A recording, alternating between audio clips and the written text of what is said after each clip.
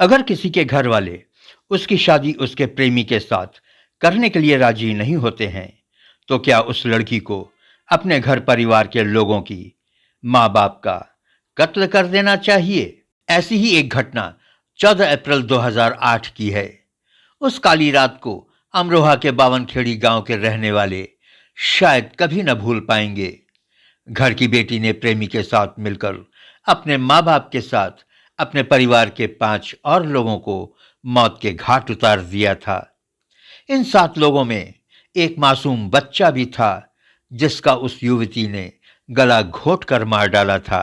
प्यार और जायदाद के लालच में अंधे इन दोनों प्रेमियों ने 14 अप्रैल की रात को बावनखेड़ी के इस छोटे से गांव में ऐसा खूनी खेल खेला कि इसके छींटे लोगों पर न जाने कहां कहां तक पड़े। इसकी गूंज पूरे देश में फैली। बावनखेड़ी गांव के शौकत कॉलेज में प्रवक्ता थे। उनके एक बेटे ने एमबीए किया था, दूसरा बेटा इंजीनियर था। शबनम बच्चों में सबसे बड़ी थी। उसने इंग्लिश और भूगोल में डबल एमए किया था। एक स्कूल में शिक्षा मित्र के तौर पर पढ़ाती भी थी। पूरा घर काफी पढ़ा लिखा और संपन्न था। गांव और समाज में इस परिवार की काफी इज्जत थी। उस रात शौकत के एक पड़ोसी ने पुलिस को फोन कर बताया कि शौकत के घर में कोई हादसा हो गया है।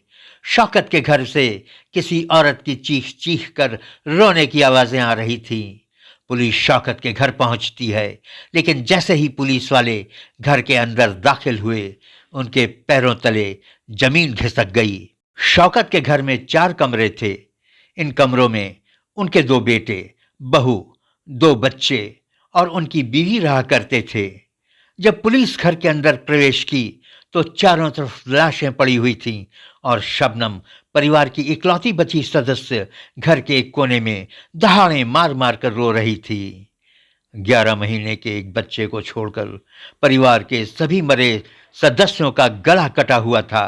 सभी लाशें खून से सनी हुई थीं। जिसने भी इस खौफनाक मंजर को देखा, गश खाए बिना नहीं रह सका। लोगों के होश उड़ गए थे। इस खौफनाक घटना की कहानी बावनखेड़ी गांव से निकलकर पूरे देश में फैल गई थी। इस सामूहिक हत्या की घटना को लेकर वहां के लोगों में इतना रोष था कि प्रदेश के मुख्यमंत्री मायावती को शौकत के घर आना पड़ा था। पुलिस डिपार्टमेंट पर इतना जबरदस्त दबाव था कि हादसे की पहली गाज इलाके के थाना इंचार्ज पर गिरी थी। अब बेचारे थाना इंचार्ज की इसमें क्या गलती थी, लेकिन नहीं, उन्हें हटाकर मामले की तफ्तीश के लिए दूसरे इंस्पेक्टर आरपी गुप्ता को केस सौंपा गया। इंस्पेक्टर आरपी गुप्ता को इस केस को सुलझाने में ज्यादा मशक्कत नहीं करनी पड़ी। इस हत्याकांड को अंजाम किसी प्रोफेशनल किलर ने तो दी नहीं थी।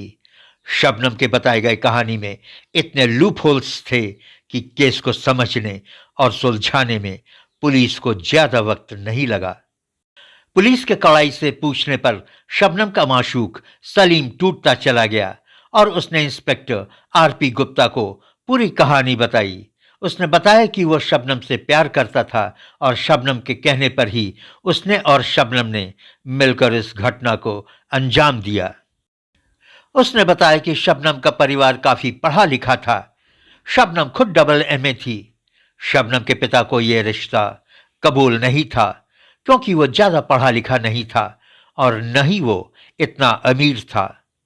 सलीम उस कुल्हाड़ी को भी बरामद करवाया जिससे उसने इस घटना को अंजाम दिया था और जिसे उसने एक तालाब में फेंक दिया था। सलीम के कबूलने पर और कुल्हाड़ी, जिसे 7 लोगों के कत्ल में प्रयोग किया गया था, बरामद हो जाने पर शबनम के पास अब अपने बचाव के लिए कोई रास्ता नहीं बचा था। उसको भी अपना जुर्म कबूलना पड़ा। उसने बताया कि वो सलीम से बेपनाह मोहब्बत करती थी। सलीम से वो शादी करना चाहती थी, जिसकी इजाजत उसके वालिद नहीं दे रहे थे। उसके पास इस घटना को अंजाम देने के अलावा और कोई रास्ता नहीं बचा था। शबनम ने बताया कि सलीम काफी गरीब था। उसने बताया कि पूरे परिवार को खत्म करने से 2 फायदे थे।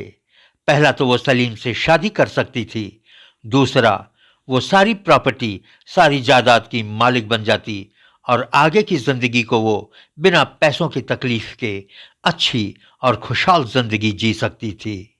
जिसने भी इस विभत्स और खौफनाक घटना को देखा, उसकी रूह कांप गई। क्या घर की लड़की अपने घर वालों को इस तरह से मौत के घाट उतार सकती है? क्या कोई इतना निर्दयी हो सकता है कि अपने 11 महीने के मासूम भतीजे को गला घोंट कर मार सकता है? क्या कोई इतना निर्दयी और स्वार्थी बन सकता है कि वो अपने माँ बाप को मारकर जायदाद हड़प सकता है, जिन्होंने उसे पाला पोसा था? दोनों को फांसी की सजा हो चुकी है, सारे मर्सी अपील्स खारिज हो चुके हैं और कभी भी इन दोनों के फांसी की तारीख मुकर्रर हो सकती है। लेकिन उस बच्चे का क्या होगा जैसे शबनम ने जेल में पैदा किया था? उस बच्चे ने क्या जुर्म किया है जो उसे माँ बाप के स्नेह और प्यार से वंचित होना पड़ रहा है?